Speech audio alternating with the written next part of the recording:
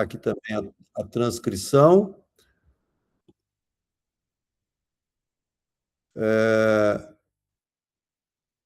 Tá, então está gravando. Mas é isso, a SpaceX, ela é a dona, ela comprou, né? Uma coisa interessante, que a SpaceX é como se ela tivesse comprado a XAI, que é o Grok, lá do Elon Musk. E a XAI tinha comprado o Twitter, o X, sei lá o quê.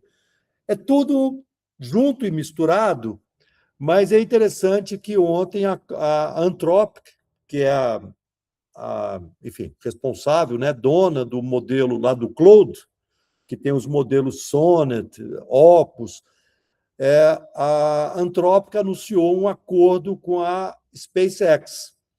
Então, eles vão ter acesso àquele supercomputador, e agora o nome me escapou, que está rodando lá em Memphis, no Tennessee, que, enfim, que era da XAI e agora é da SpaceX. E isso porque aqueles que usam o Claude, Claude Code, que usam lá os modelos da Anthropic, Colossus, é isso mesmo, obrigado, Vitor, que é considerado aí o maior computador, supercomputador do mundo, o mais poderoso, Colossus, que é lá da SpaceX. Porque todo mundo que está usando os modelos da Anthropic estão notando que todo dia ele te manda uma mensagem falando que você atingiu o seu limite de tokens.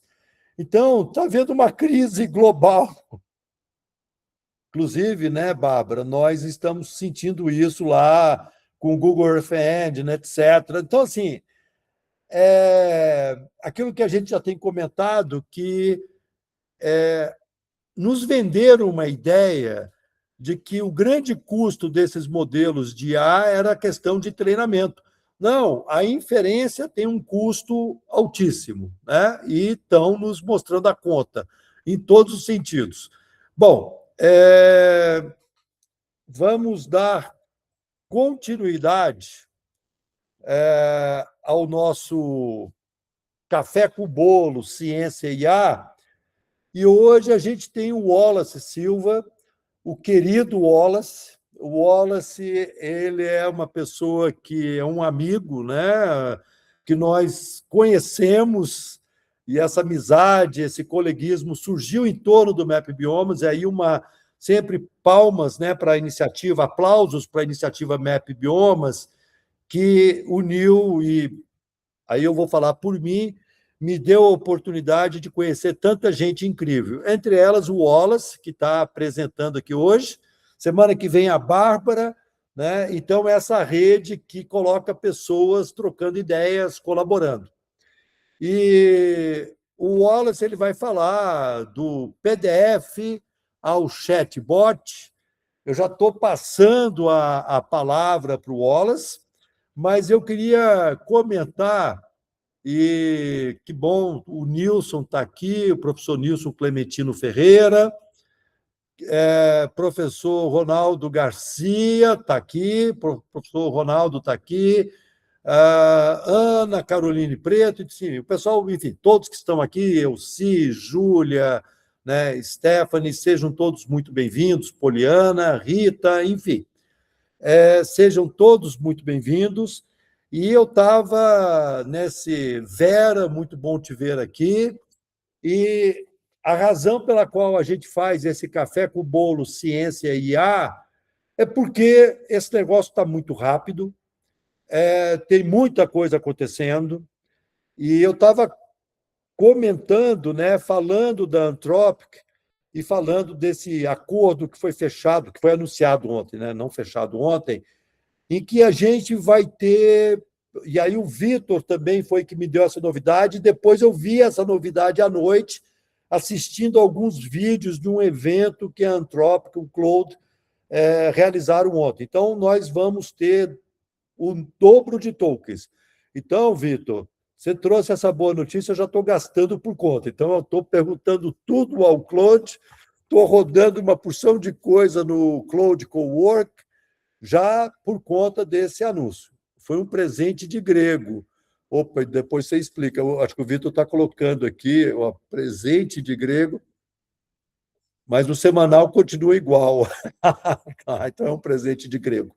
Mas o que eu ia comentar também, antes realmente de passar a palavra para o Wallace, é que eu li uma notícia hoje cedo, né, que tem a ver com esse evento que a Anthropic, o Cloud, a Anthropic realizou ontem, né, foi um dia de eventos, várias apresentações, novidades sendo anunciadas, inclusive essa parceria da Anthropic com a SpaceX, para ter acesso a esse supercomputador, o Colossus. E hoje eu li no jornal que a Anthropic está junto com um grupo de grandes empresas americanas, principalmente do setor financeiro, criando uma nova empresa. E aí eu achei interessante que é o seguinte: a Anthropic, como vocês, acho que alguns que acompanham, eu tenho acompanhado muito isso, ela, desde o início, ela tem focado nessa IA empresarial. Então, por isso que ela se destacou tanto na questão de código, né? Famosa, né? E lançou aquele modelo Mitos, que deu tanta coisa o que falar, etc. Mas o interessante é que as empresas que têm acordos comerciais com a Anthropic, elas também estão reclamando e sofrendo de uma coisa que nós todos estamos sofrendo, que é o seguinte: está muito difícil acompanhar qualquer coisa sobre IA. Toda semana tem uma novidade, então você não sabe mais aonde investir. Ontem eu comecei, com a ajuda do Vitor, a usar o Cloud Cowork e à noite eu assisti uma apresentação que me convenceu que o Codex da OpenAI é melhor do que o Cloud Cowork. Então, está muito difícil você fazer uma aposta, investir, inclusive, recursos, pagar mais por uma assinatura, porque tá, então eles estão criando uma nova empresa que justamente vai ajudar as empresas, sejam do setor financeiro, indústrias, a trazer a IA para o seu negócio. Então, é uma nova empresa que vai ter um nome, eles não decidiram ainda o nome, tal a velocidade com que tudo está acontecendo. Bom, feito esses comentários iniciais, Wallace, mais uma vez, muito obrigado por ter aceito o convite, por estar aqui conosco, e aqueles que conhecem o Wallace sabem o quanto que o Wallace ajuda todo mundo e tem sido diferencial no Map Biomas, né? E, enfim, compartilhando códigos, conhecimento, etc. Então, a palavra está com você, Wallace. Tássio, seja bem-vindo aqui ao nosso Café com Bolo, falando em Map Biomas. Tássio Azevedo, coordenador-geral do Map Biomas. Vamos lá, Wallace. Não se sinta Oi, intimidado. oi, pessoal. Aí, boa tarde. Muito obrigado, Laerte, por esse espaço aqui, por estar compartilhando assim, essas experiências. Aí, obrigado a todo mundo por ter vindo assistir. Espero não decepcionar todo mundo. Aí, eu vou apresentar um pouco do que eu fiz, mas como eu tô fazendo muita coisa, foi um pouco corrido, né? Aí, vou compartilhar essa experiência que eu tive nas últimas semanas com o RAG. Ou melhor, né? Nas últimas semanas tive uma experiência de desenvolver um chatbot, e aí eu entendi que a forma de construir chatbot não é algo complicado, é algo simples. E aí vou tentar compartilhar com vocês a ideia por trás, assim, de como a gente pode fazer os nossos próprios chatbots, né? Vou compartilhar minha tela.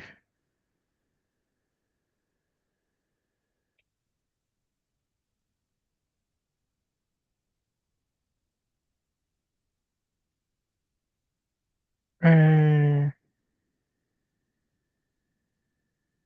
todo mundo vendo, né? Bom, Sim. o nome da apresentação foi do PDF ao chatbot, né? Porque na minha cabeça seria a ideia de fazer fazer um chatbot baseado em uma única fonte de informação, né? Aí, para poder fazer isso, a gente conseguir fazer essa missão, a gente tem que explorar e dominar os conceitos do que seriam chunks, do que são embeddings, né? E como utilizar isso para fazer uma busca vetorial. É, Bom, eu trouxe aqui uma ideia, né, de que os dados que a gente possui, né, eles são valiosos, né, mas eles estão presos assim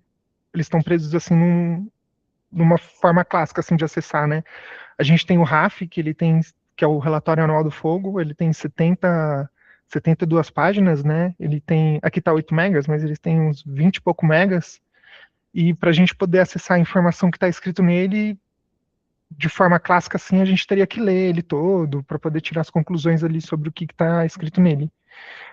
E só que isso traz uma questão, né, sobre como a gente isso traz uma questão sobre como que demora, né, a leitura do dado, essa leitura normal do dado, né, do começo ao fim.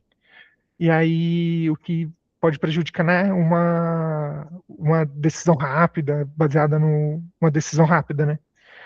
Aí hoje em dia a gente tem acesso, né, a inteligências artificiais que ajudam muito a resumir o que existe no mundo aí pra gente, né? Ele pega todo o conhecimento assim da humanidade e resume.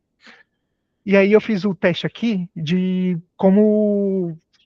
Fiz o teste não, né? Eu trouxe aqui dois prints simples de como funciona hoje em dia, né? Se eu fosse tentar buscar informações, essas, por exemplo, do RAF, direto no chat GPT. Aí eu perguntei direto, né, sem dar nenhum contexto, qual foi a área queimada do Brasil.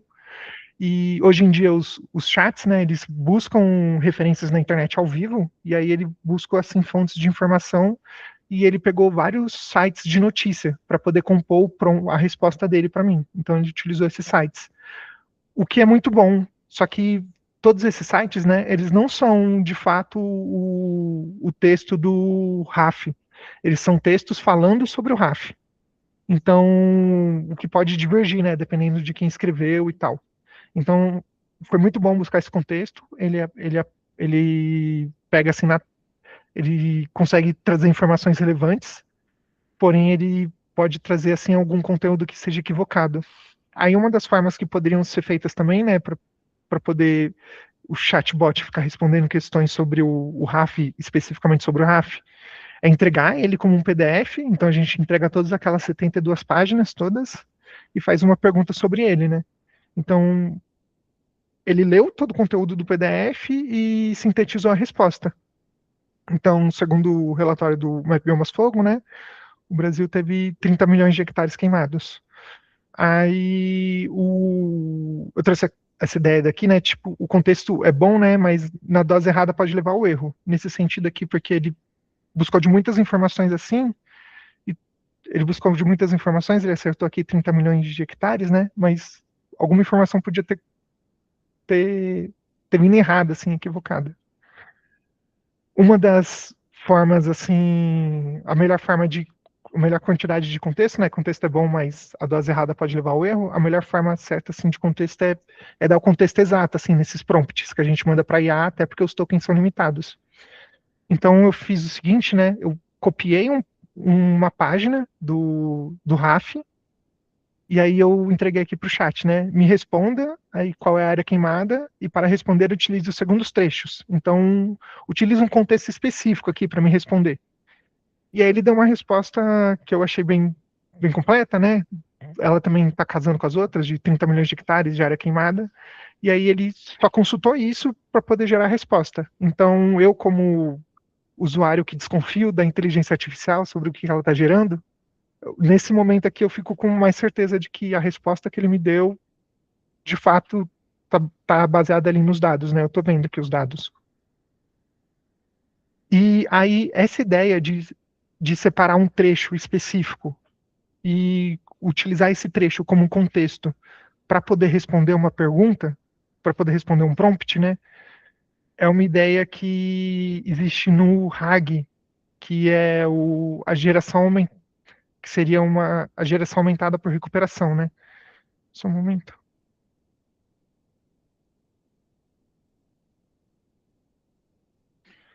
seria a geração aumentada por recuperação, né?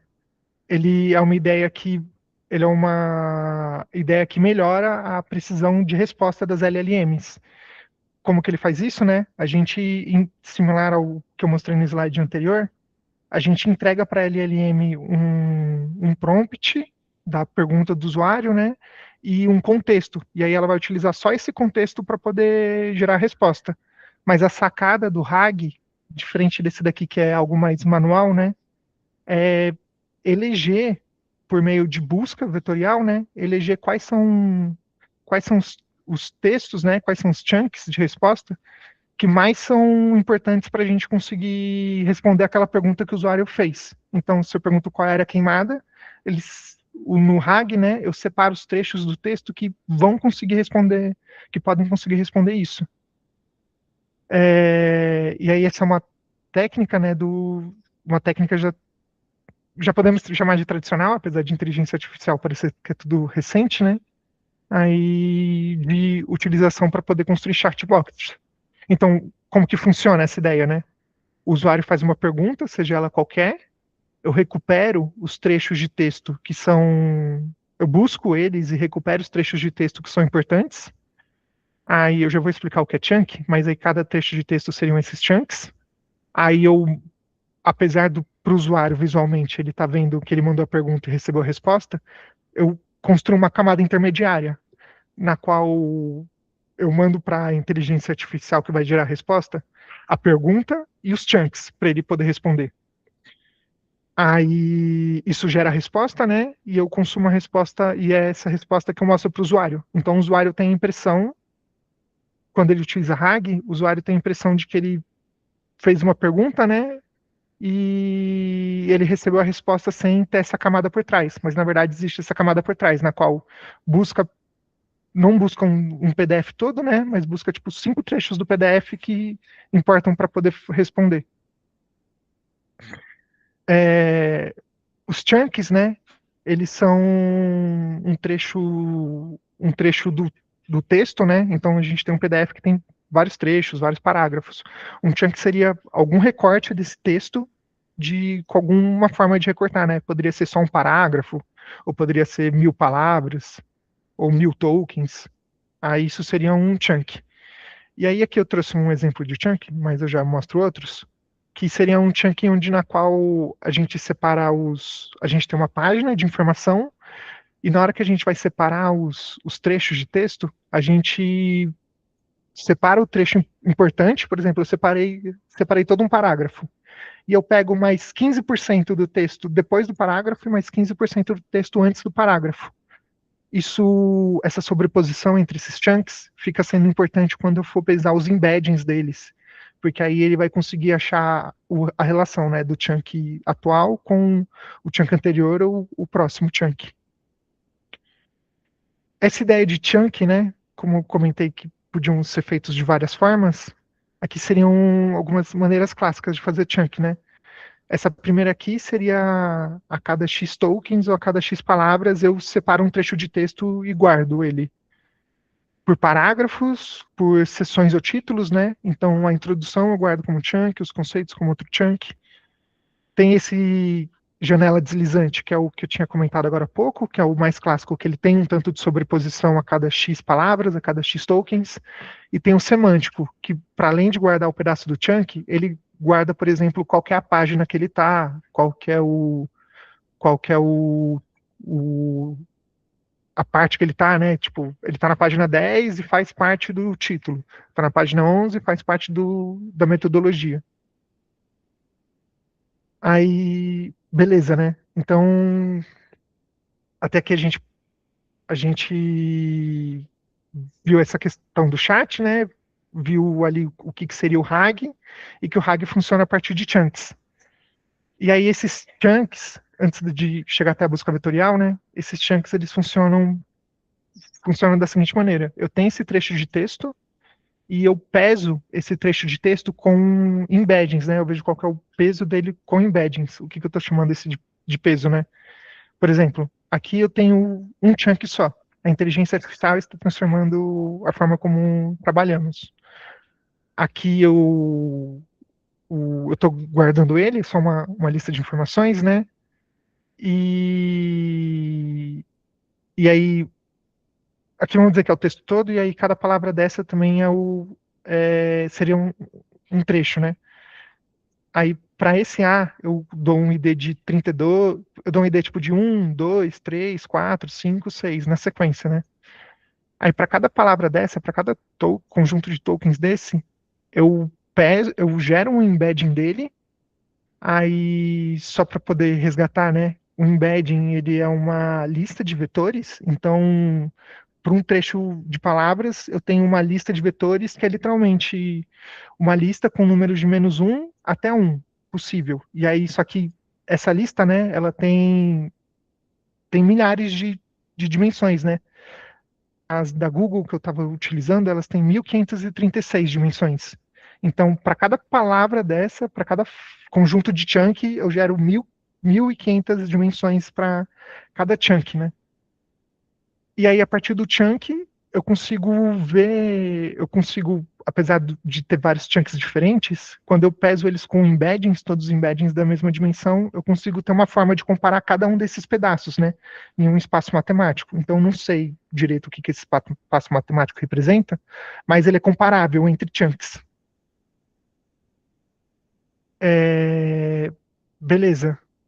Aí, dentre as formas que são possíveis de gerar, de armazenar, né? Porque eu criei esses chunks, eu agora gerei os embeddings, pesei para cada um desses chunks, né?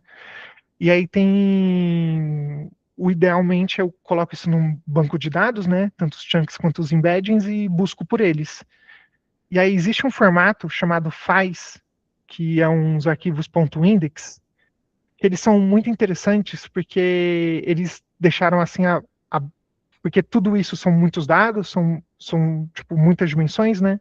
E acaba sendo uma preocupação assim de ter uma usabilidade demorada.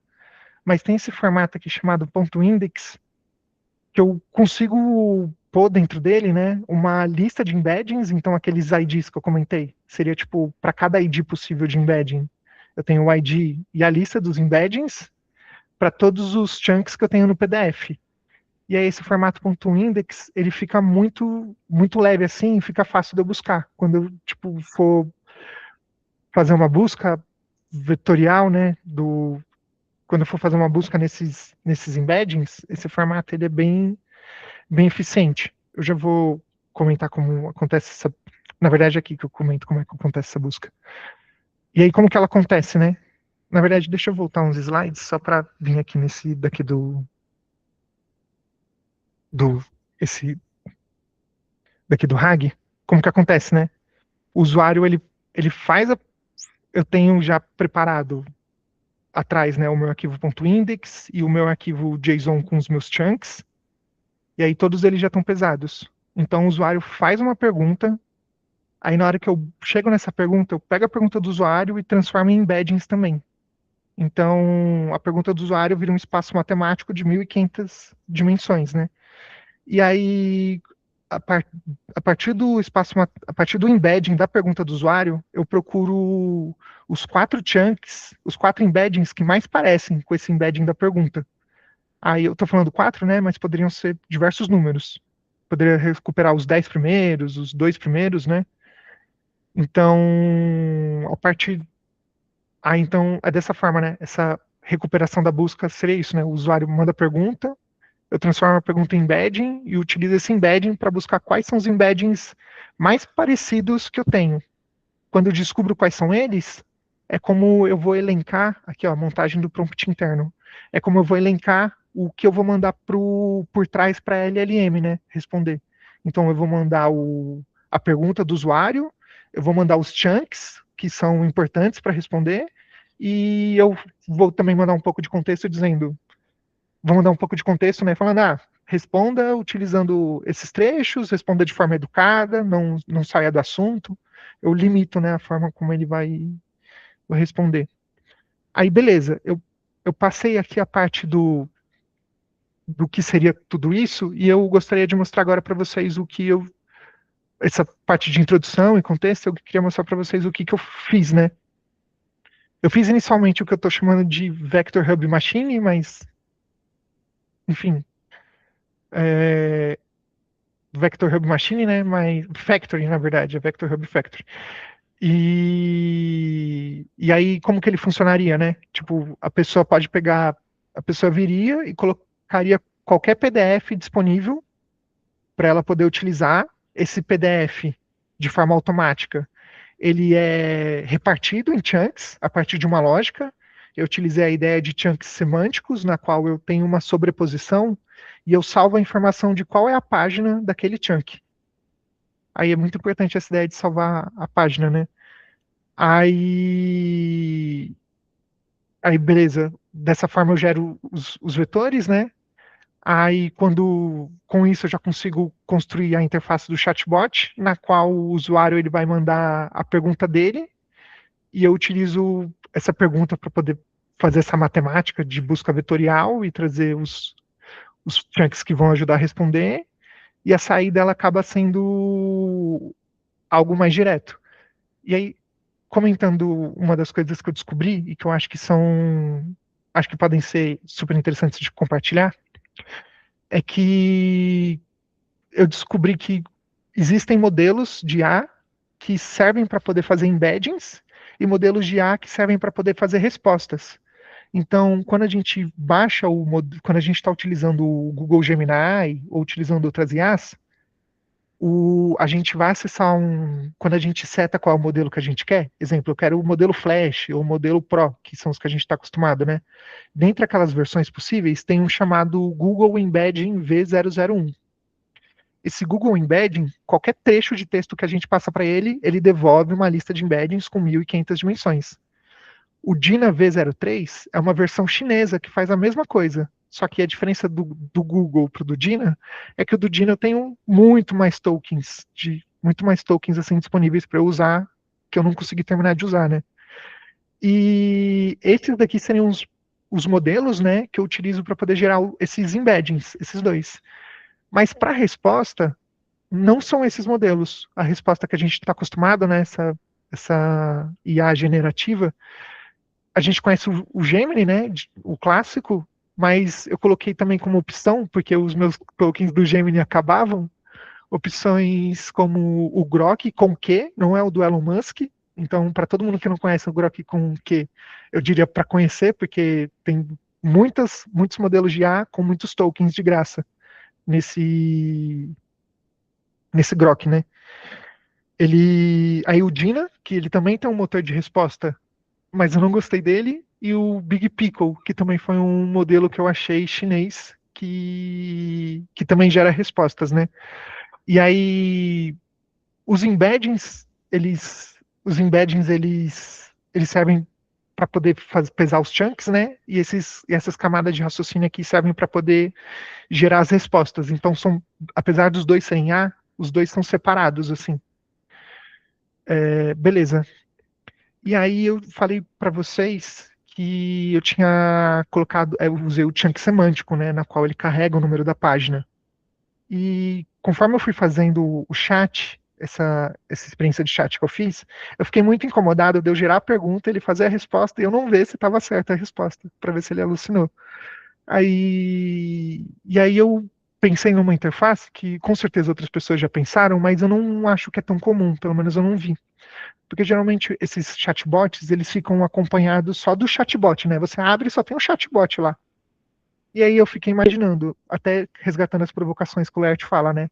A inteligência artificial não é para substituir a gente, né? Não é tipo para ler o PDF no meu lugar.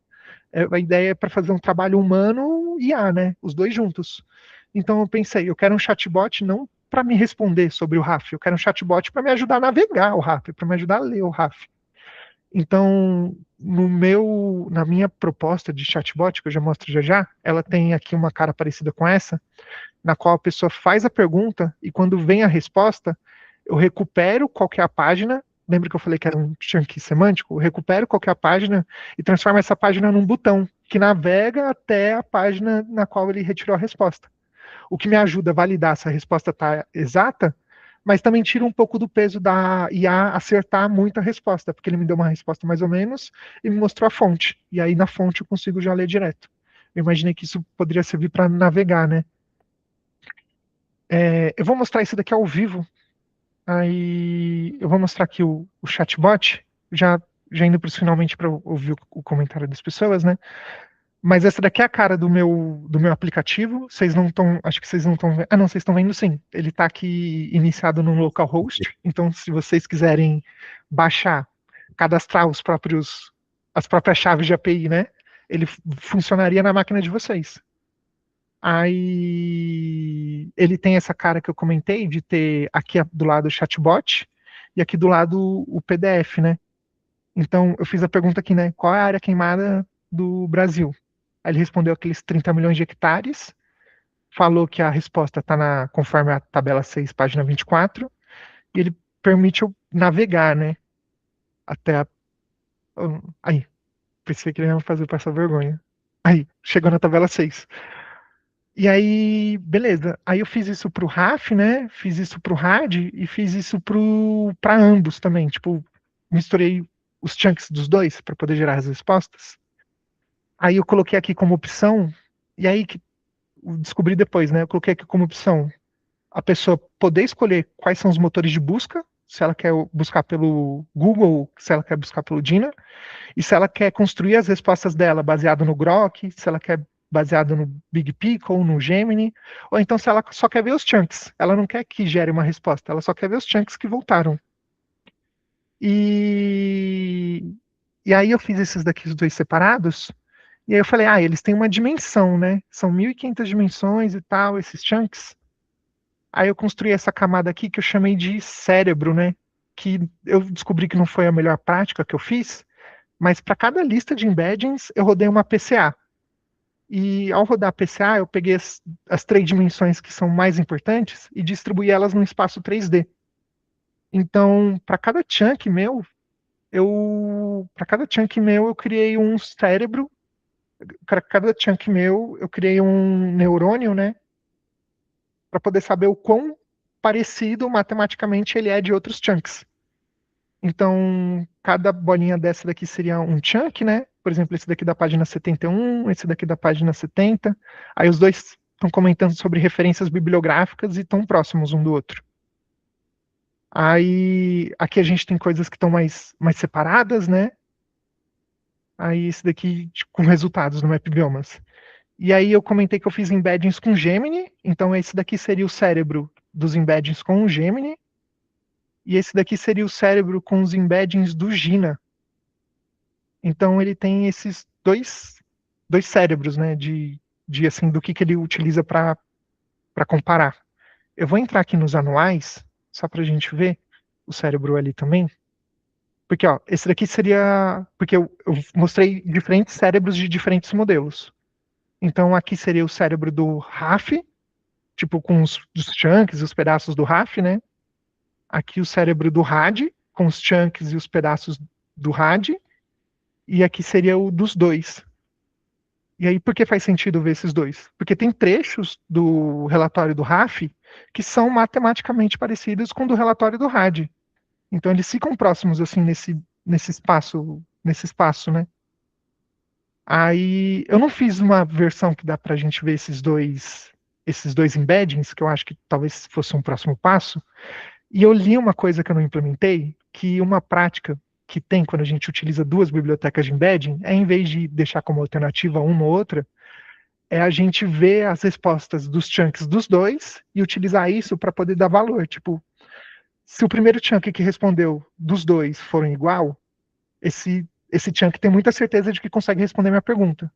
Mas se o Gemini, por exemplo, me devolveu 10 chunks e o Dina 10 chunks, só que o que o Gemini colocou como primeiro no Gina está lá em terceiro, talvez esse chunk não seja tão bom assim, confiável para responder. Enfim, aqui foi eu explorando, e aí tem, acho que os próximos passos de explorar outras coisas e tal. Mas aí foi esse o chatbot que eu fiz, né? E a experiência que eu quis vir compartilhar com vocês. Fantástico, Wallace. Fantástico mesmo. Parabéns. Eu anotei aqui algumas coisas que eu quero entender. Assim, primeiro, a sua apresentação foi fantástica e o trabalho que você fez é realmente de primeira grandeza, tá? E eu acho que você, assim, a gente ouve muito falar de embeddings, mas eu acho que você fez uma coisa muito interessante. A gente ouve falar de RAG e de embeddings, e eu acho que você conseguiu combinar as duas coisas para a sua IA, e aí eu entendo que você fez, foi uma maneira muito inteligente de criar o grounding, né? Bom, o Tasso está com a mão levantada e todos fiquem muito à vontade aí de fazerem perguntas, explorarem mais esse assunto com o Wallace. Tasso, muito bom te ver por aqui. Muito bom. Muito bem, Wallace. Eu vi uma versão preliminar disso, por acaso, lá quando eu passei ali pelo IPAN, né? Mas uma pergunta, dá para aplicar o mesmo tipo de... Porque isso está aplicado a um texto, certo? Porque essas LLMs trabalham com palavras, né? A questão é se a gente conseguiria fazer uma coisa parecida com os dados, ou com a própria plataforma. Porque o ideal seria que esses dados pudessem ser buscados diretamente na plataforma, né? Se você pergunta qual foi a área queimada no Brasil, né? Se você não tiver escrito isso num relatório, ele não vai achar, né? Então, acho que o ideal seria de pensar como é que seria o equivalente a isso para consultar a própria plataforma. Ou como que a gente criaria essa espécie de embeddings, de chunks, né? Dentro da plataforma, que uma vez que você faz uma pergunta, ele consegue identificar, digamos assim, nos chunks da plataforma, onde é que vai estar esse dado para ele ser buscado, sabe? Tipo, usar o mesmo raciocínio, na verdade, para poder saber onde é que está esse dado que você busca dentro da plataforma, uma vez que o dado vai ter um label, né? E que esse label vai, enfim, vai ser, sei lá, cana, enfim, qualquer fogo, uso da terra, sei lá, enfim, vai ter um monte de terminologias que de alguma maneira pudesse ser relacionado, né? Eu tenho a impressão de que o RAG, gerar os embeddings deles, é uma boa forma e uma boa prática para a gente gerenciar a informação textual. Mas para poder, por exemplo, acessar a plataforma, acessar uma API, eu acho que não seria o caminho de gerar chunks e embeddings. Seria um caminho de gerar uma skill, né? Que, por exemplo, eu até ensaiei nessa plataforma, mas não ficou pronto. Justamente isso de navegar na plataforma, de conseguir uma forma de da gente navegar. Ó, eu construí aqui essa página, né? Na qual tem a plataforma do Map Biomas, e aí a minha ideia ia ser, não está implementada, mas a minha ideia ia ser, tipo, qual a área queimada... Opa, deixa eu pegar aqui uma pergunta que já está pronta. Seria, tipo, como a área queimada do RA, como a área queimada no RAF com... Compare a área queimada no RAF com a cicatriz atual no Map Biomas. É porque esse daqui é um híbrido, né? Nem os dois. E a minha ideia era que por trás acontecesse, né, ele ia verificar uma skill de como construir o link para poder chegar na área queimada pra, como construir um link, né, para chegar na área queimada do Brasil, porque na plataforma que o Sérgio fez, né, quando a gente seleciona aqui, ele constrói um link personalizado. Então, acho que a gente teria que ensinar para a IA como construir esse link. E aí, aqui no chat, né, ia dar essa impressão de que ele está conversando, que ele está buscando, mas tipo, por trás ele ia gerar o link e ia setar aqui. Então, ia dar essa impressão de que acontece a navegação. Mas isso não seria por embedding, isso não seria pelos chunks ou os embeddings. Pode ser que isso chegue num tamanho tão grande de que a gente tem tantos arquivos, tantas skills e possibilidades, que seja sim interessante a gente dividir essas skills em chunks, gerar embeddings delas e buscar qual é a provável skill, qual é o provável comando que que consegue responder essa pergunta de forma aberta, assim, né? Aí, O- Não sei se alguém, né? Eu não sei se o Tasso tem outras perguntas. Eu tinha uma... Oh, desculpa, Tasso. Não, eu só ia fazer um follow-up dessa coisa que Ah, era assim, é que todas as camadas que hoje a gente tem lá, mas deve ter umas 400 camadas, 500, talvez até mais camadas hoje lá, né? Porque só de infraestrutura, né, de dado de mesmo de integração, de camadas de cada um das coberturas e tal, e cada uma delas tem uma descrição, né? Então, o que eu imagino é que a gente pudesse, como você falou, né? Você ter tudo isso que é a descrição de tudo que tem como base de dados, ela servir para você criar os chunks. Tipo, fogo você não vai encontrar lá na plataforma uma relação do fogo com a água, mas você vai encontrar uma relação do fogo com o desmatamento, ou do fogo, não sei, estou imaginando, né? Uma coisa assim. E aí há uma pergunta que é feita, você diminuiria para que é que você está buscando a informação. E aí sim, teria um sistema de busca e tal. Enfim, usa esse raciocínio, né, que você colocou aí. eu acho que um pouco nessa linha, né? Porque é até interessante, né, que você colocou lá, né, que você está criando uma fábrica, né, de embeddings. Eu acho que um pouco nessa linha do que o Tasso coloca, né? Essa ideia de embedding, né, que é essa representação numérica associada a um vetor, né, que são as dimensões, é isso. Como que você pega toda essa informação? Deixa eu primeiro o seguinte. Como é que você seleciona os chunks? Acho que eu vou fazer umas 3 seguidas aqui, tá?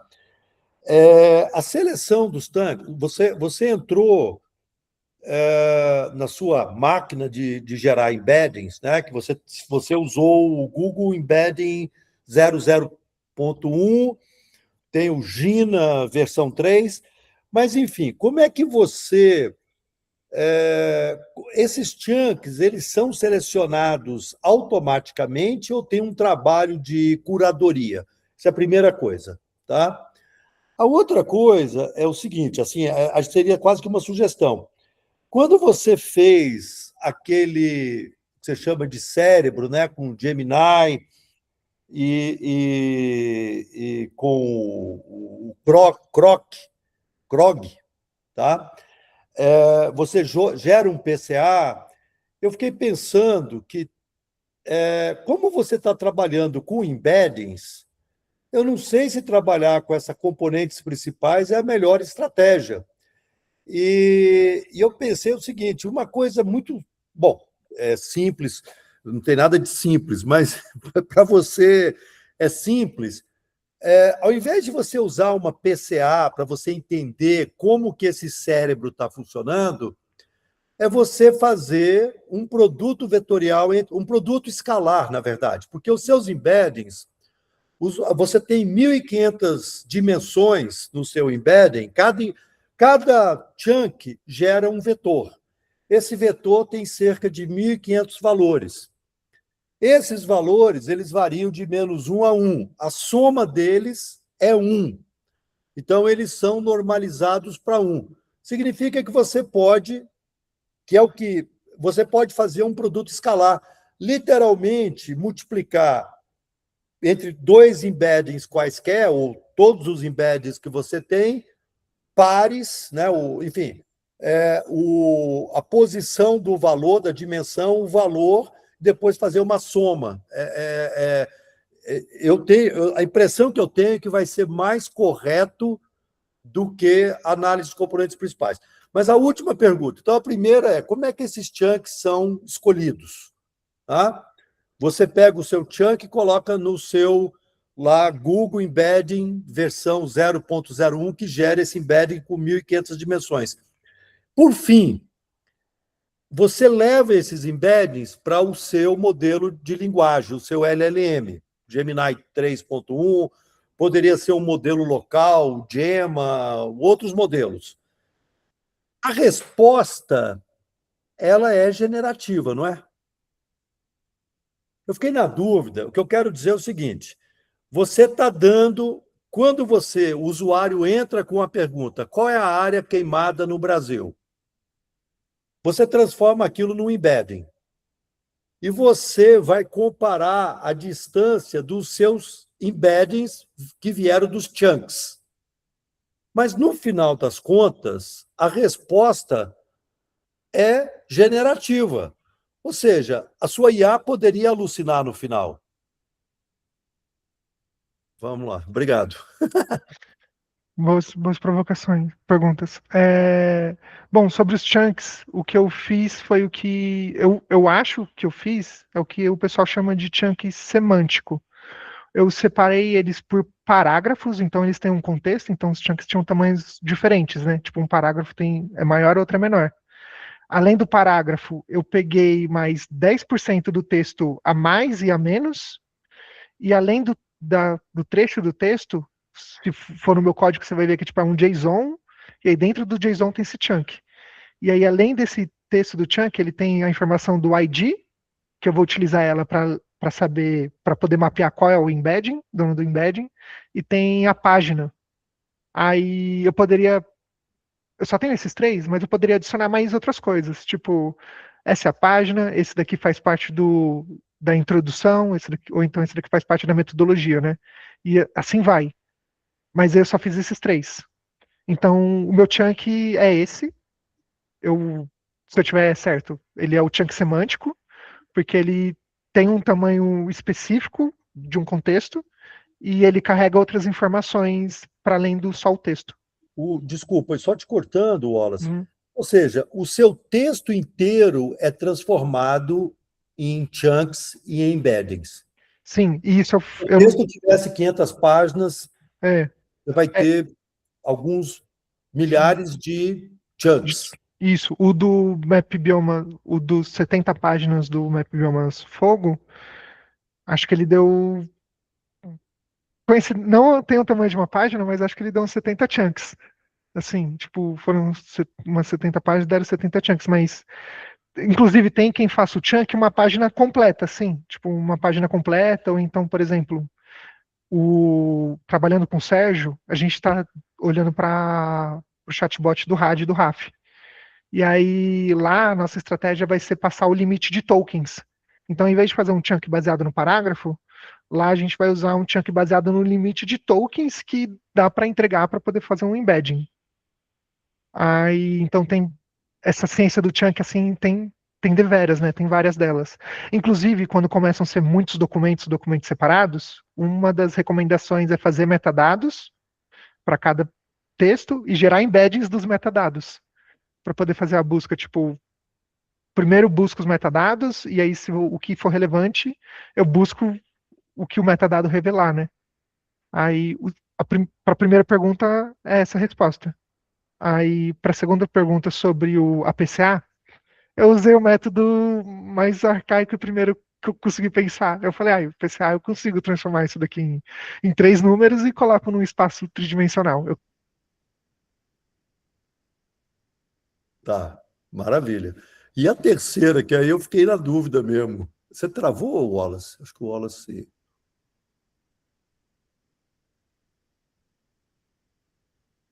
Poxa. Oi, professor Washington. Professor Laerte, desculpa, eu tô aqui na... Opa, tudo bem? Eu Tudo tô bom, aqui junto com o Wallace, só para avisar que ele travou mesmo. Wallace, você quer vir para cá para o computador? Voltou? Fala aí, por favor, para ver se a gente te escuta. Por favor. Opa, estamos te escutando, Wallace. Para ser PCA, eu fiz o que eu achei mais simples, mas o TikTok jogou na minha cara assim, algumas formas de como usar esses cérebros, essas visualizações 3D, considerando todo a dimensão, né? Porque o que eu fiz tira várias das informações e o que parece que está perto um do outro, talvez eu esteja excluindo assim alguma dimensionalidade, na verdade eles estejam longe, ou o inverso. Então aquele cérebro é uma ideia, mas a sua intuição de que ele não é o melhor método está certa. Aí... E a questão, agora uma curiosidade, no final é generativo. Isso, é generativo. A gente utiliza modelos duas vezes ali. esses modelos de inteligência artificial, a gente utiliza para poder gerar embeddings e a gente utiliza para poder fazer a resposta generativa. E aí, porque o que eu entrego no prompt final, apesar de eu ter utilizado embeddings para fazer a busca vetorial, o que vai lá no meu prompt final são só texto, não vai embedding. Então, o embedding só entra para eu poder fazer a busca. O embedding não Não, entra para eu poder gerar a resposta. tá. E aí a Mas resposta é generativa. Mas é por isso que, tipo, eu entrego a pergunta do usuário, entrego o contexto e entrego mais um prompt pronto para ele não alucinar. Tipo, utilize só esses trechos para responder, responda de forma educada, não saia ok, da ok. linha. Aí é generativo, mas é aquele generativo Tá, direcionado. tá, interessante. Quer dizer, você está usando um modelo que foi treinado, obviamente, de forma muito generalista. Agora, esse modelo de linguagem, ele vai responder dentro daquele contexto que você está dando para ele, que, por sua vez, é definido em função desses embeddings. Sim, um contexto num tamanho ótimo, por assim dizer, né? Que é um contexto curto. Eu não estou enchendo ele com 72 páginas para ele me responder uma pergunta. Eu estou entregando 1.000 palavras para ele poder me responder direitinho. Então ele pensa muito melhor. Bacana, bacana, porque assim, você poderia ter dado para ele 1.000 páginas de texto, gerado 1.000 chunks ou 1.000 embeddings, mas no final ele vai buscar para responder talvez 3 chunks, que você está agora analisando a distância desses embeddings. Isso, exatamente isso. E aí, se for deixar mais complicado, eu hierarquizo chunks de título, 4 chunks de parágrafos de contexto. Aí, tipo, o básico que eu tô fazendo é só devolver os 4 mais parecidos. Mas eu posso brincar com como eu dou peso para essa informação e o que eu entrego de resposta para ele. Fantástico. Bom, eu adorei. Não sei se alguém aqui tem perguntas para o Wallace. Eu só tenho uma última pergunta, que talvez seja a mais simples para você, e você, inclusive, por achar muito simples, você nem abordou. Que eu, assim, você construiu um chatbot, tá? Que a gente pode acessar via uma API, enfim. Mas eu queria, Wallace, porque isso que você traz para a gente é muito poderoso, né? Eu tô aqui pensando que daqui a um tempo a gente não vai mais fazer aqueles relatórios cansativos, né? A gente vai entregar a nossa entrega vai ser um chatbot e o relatório vai ser transformado em chunks. Então eu queria que você falasse um pouquinho, tá? Essa questão da construção do chatbot. Dá um caminho das pedras aí. Aí eu acho que eu fiquei muito feliz de vir para esse tema e trabalhar com chatbot, porque eu tô com a impressão, acho que mais outras pessoas podem estar com a impressão também de que a gente está passando por uma revolução, né? E eu acho que passa por uma revolução assim estética, não no sentido de beleza, mas estética no sentido de tipo acho que cultura, de como utilizar, de como visualizar as coisas. E eu sempre me interessei muito por interfaces. E aí eu tenho a impressão de que as novas interfaces, as novas propostas, né, vão passar por IAs generativas, né, para poder gerar as informações, e a gente vai viver momentos no futuro agora que tem outras interfaces, né? E eu gostei muito de estar de trabalhar com esse tema, porque eu senti que eu continuo andando, né? Eu não estacionei ali nos toolkits ou nos sites, e eu consegui continuar andando para esse novo caminho que a gente está agora. Vou poder continuar fazendo interfaces. E aí, como fazer ali o caminho das pedras, eu acho que parece que é complicado, parece que é uma interface estranha, mas é muito simplificado, né, a ideia. Tipo, é só um HTML, aí nesse HTML tem a caixa de texto que recebe o texto que o usuário pode entregar, e tem a caixa de texto na qual ela pode exibir o que responde, né?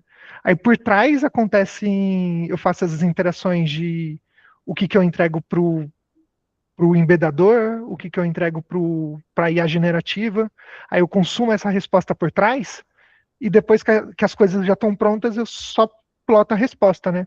E aí dá essa impressão de que é um chatbot parecido com o ChatGPT, o Gemini, mas é só uma interface assim.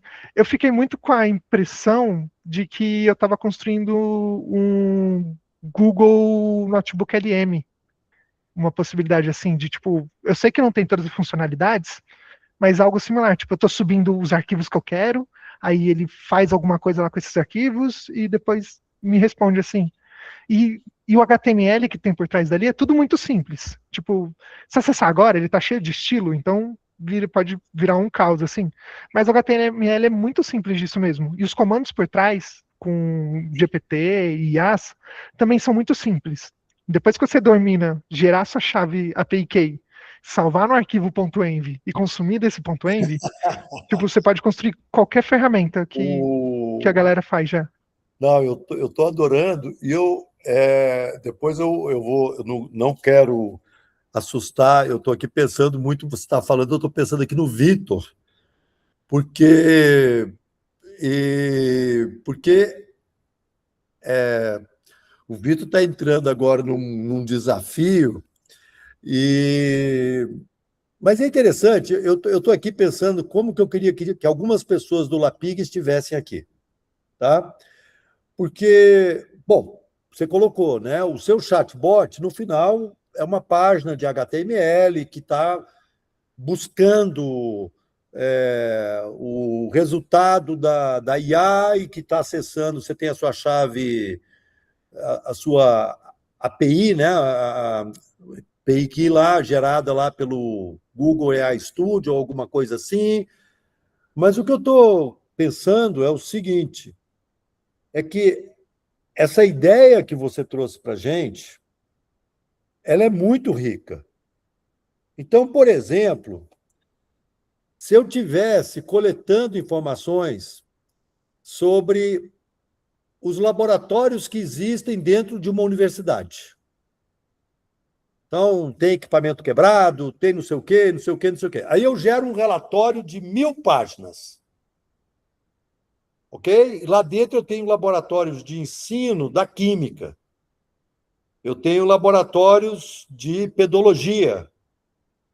E aí você transforma esse relatório, e você usou uma estratégia para transformar o seu relatório de fogo em chunks, que foi usando, olha, eu vou trabalhar com parágrafos, com 10% de sobreposição com o parágrafo anterior, com o parágrafo posterior. Agora eu transformo um relatório gigantesco, uma história, e realmente, você falou agora do notebook LM, porque o notebook LM ele está pegando aqueles documentos, aquelas fontes, né, que ele chama de fonte, e deve estar transformando aquilo em embedding, e faz aquelas mágicas, né, que a gente fica impressionado. Agora, já pensou se eu pegasse um relatório sobre a situação dos laboratórios na Universidade Federal de Goiás e transformasse esse relatório em chunks, e chunks em embedding, e talvez o sistema para as pessoas consultarem, o reitor, a reitora quer saber qual é a situação dos laboratórios de química, de ensino de química analítica, e digita lá no chatbot. Esquisito, né? Bom, enfim, a Bárbara colocou aqui, né? Daqui a pouco a gente vai estar preocupado, o foco vai ser em como escrever prompts, né? Mas é isso, é muito interessante. E parabéns mais uma vez, Wallace, porque realmente você foi uma das pessoas que, no âmbito da rede Map Biomas, ajudou a disseminar a ideia de toolkits. As pessoas, muita gente aprendeu a fazer toolkits com o Wallace, né? Em função do seu conhecimento, da sua competência, da sua generosidade. E aqui eu chamo sempre a atenção, na academia a gente tem que ter solidariedade, sempre compartilhar o que sabe. Essa é a ideia né, por detrás da ciência aberta, de dados abertos. E agora você está indo para um outro nível. Então, significa o seguinte: nós temos. Gente, Marcos está aqui, Ana Preto, Nilson, Ana Assunção, Vitor, essa turma toda. Gente, a gente vai ter que trazer o Wallace. Como é que tem que ver como é que está a agenda do Wallace?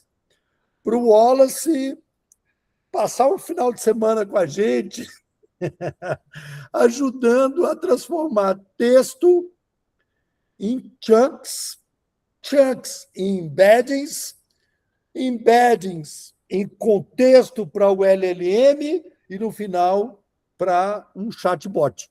Vem cá, sábado, domingo. Podemos marcar daqui uns 2 meses? Depois do lançamento. Não, tem que ser antes do lançamento do Map Biomas. Não, vamos tentar realmente combinar alguma coisa. Junho, julho. Você vem passar uns 2, 3 dias aqui com a gente? Eu vou achar uma oportunidade muito legal, professor. O LAPIG, para mim, é uma referência, né, de laboratório, assim, de estudo. Ia ser muito, todas as experiências que eu tive, assim, de trocas, inclusive essa daqui, são bem engrandecedoras, assim, e eu achar interessante. Então, Só tenho que alinhar ali com a Vera, né, para ela me liberar, mas Tô eu Hã? acho bem interessante, assim. Puxa vida, a Vera estava aqui. Não, Eu e vem a Vera também, vem a Bárbara, a gente traz uma galera do IPAM. Mas eu vou fazer o seguinte: estou falando sério, eu acho que a gente tem que realmente criar esse espaço de trocas e, modéstia à parte, eu vou dizer para a Vera, para o Wallace, para a Bárbara, para a turma toda, que tem muita coisa bacana acontecendo aqui no LAPIG também, nessa história de IA. Então, eu vou passar uma tarefa aqui para o Marcos e para o Vitor entrarem em contato com o Wallace e combinarem com o Wallace. Aí vocês avisam lá para a Mariana, vamos organizar a vinda aí da turma. Né? Eu estou falando do Wallace, estou falando do Bárbara, estou falando do Vera. Vai ser maravilhoso, gente. Então, está aí a tarefa para vocês.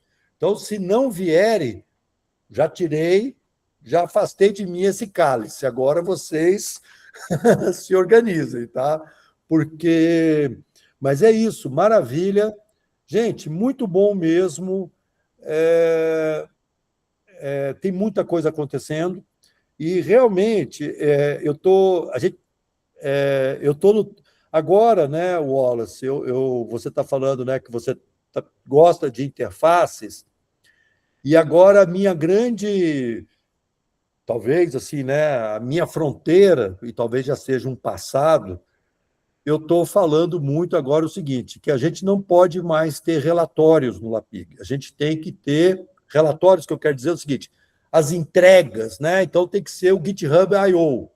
Então, tudo tem que ser um GitHub I/O. A gente entender como é que estão os códigos, como é que faz, não sei o quê. Mas eu acho que daqui, mês que vem, a gente vai falar, ó, não pode ter mais, tem que ser chatbot. Pronto. E aí, realmente, é uma coisa interessante. E eu achei muito interessante também a intervenção do Tasso, e o que eu entendo dessa intervenção que o Tasso fez. Mas tem uma coisa interessante, o Tasso tem falado isso, e a gente tem visto isso acontecer, ninguém mais está indo em página, ninguém está indo mais em plataforma, ninguém mais está... As pessoas querem digitar, querem melhor falar, o prompt é por voz, tá? E as pessoas querem saber o seguinte, olha, eu quero saber qual é a área queimada, o quanto dessa área queimada teve alerta de desmatamento no ano anterior, eu quero saber quantos focos de calor estiveram até 2 quilômetros de uma área queimada, eu quero saber qual é a classe de cobertura e uso que queimou, eu quero o mundo, isso falando enquanto eu estou esperando o meu café chegar. E você quer ver tudo isso. Então, a pergunta do Tasso, a colocação do Tasso, vem no sentido assim, quase que você usou um termo provocativo, né, de uma fábrica de embeddings.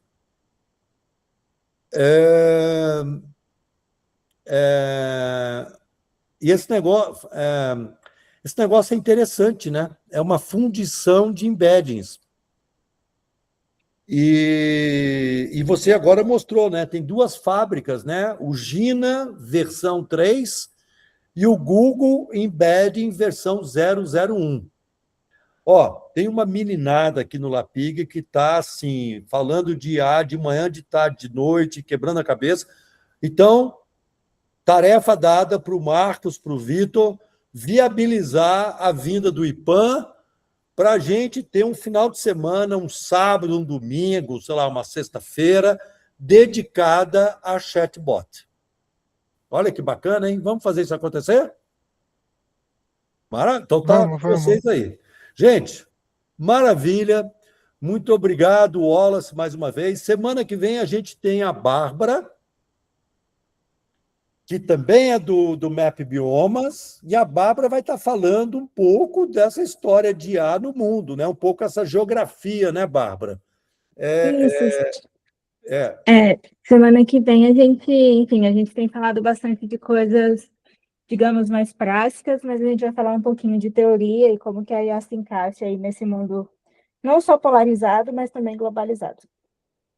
Sim, aliás, eu vou só para justamente só um detalhe, né? Que não é um detalhe, a Bárbara e o Wallace são geógrafos, e a Bárbara vai trazer um pouco dessa visão numa perspectiva quase que geopolítica. E aí, hoje eu estava me lembrando de você, Bárbara, hoje cedo, quando lá tem um grupo lá no Map Biomas, o Map Biomas tem esses grupos, né? E tem um grupo de Deep Learning. E aí, no grupo de Deep Learning, eu não sei se eu gostaria que não sei se o Marcos está, o Vitor, é preciso estar, tá? Porque tem sempre uma coisa, né? E aí o Juan, que está trabalhando, ele já foi do IPAM, né? Já foi do Map Biomas, está trabalhando na África, e ele perguntou sobre Ele perguntou sobre embeddings, aí pensando em imagem, né? Nós também falamos muito de embeddings relacionado a imagens, que é um produto chinês, e eu vou agora, embeddings de imagens mensais de 2000 a 2024. Eu acho que é isso. Aí Isso. é isso. E até o Leandro Leal Parente falou: eu usei, mas eu achei um pouco cheio de ruído. Mas depois eu fiquei pensando, gente, vocês estão sendo muito duros com esse pessoal da China, porque os caras estão fazendo um embedding mensal. É claro que esse embedding mensal ele vai ter mais problemas do que o embedding anual, né? E mais interessante é que aí eu fiquei pensando, né, Bárbara? Interessante, né? Essa história de embeddings aplicados, essa ideia de embedding aplicado a dados de observação da Terra é algo que começou, e eu posso estar enganado, mas salvo engano, em agosto de 2024, por meio do Clay Foundation Model.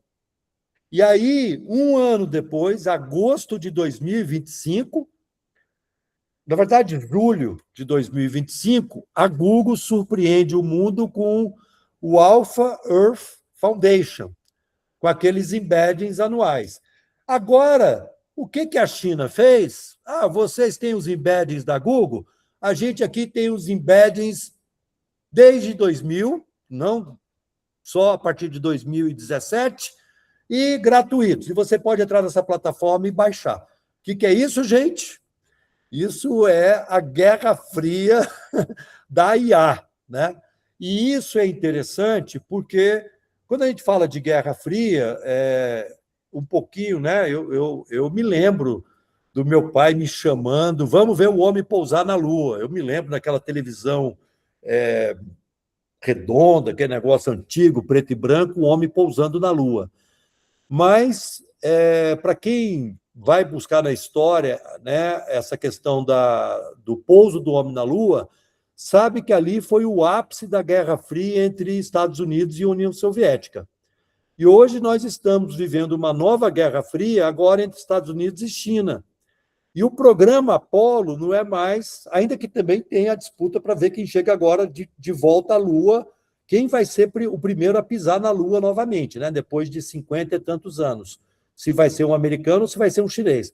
Mas a grande disputa, ou o grande programa Apollo que nós estamos vivenciando, está em torno da IA. E eu aproveito e coloco aqui, vou pedir para o Vitor, antes da gente se despedir, o Vitor, ele fez uma página que ficou fantástica. Eu vou pedir para o Vitor colocar aqui o link aqui, né? Que foi o seguinte: o Vitor ele fez uma página que mostra todos os modelos de IA desde novembro de 2022. Vale a pena visitar essa página, tá? E aí ele fez, olhando o chat GPT, o OpenAI, olhando o ecossistema ocidental, entre aspas, que é o americano, os Estados Unidos que estão produzindo os modelos, e o ecossistema chinês. Quem que faz inteligência artificial hoje no mundo? Estados Unidos e China. Me corrijam se eu estiver errado, mas até onde eu sei, são esses dois países. Os modelos da China, eles são open source, inclusive os parâmetros são abertos, então você pode fazer calibração fina nos modelos, e os modelos americanos, eles são pagos, com exceção do Gemma, tem o Llama também, mas o Gemma, principalmente da Google. Então, gente, tem uma coisa interessante. Agora, aonde que vai vir o próximo modelo de IA? Fora de Estados Unidos e China.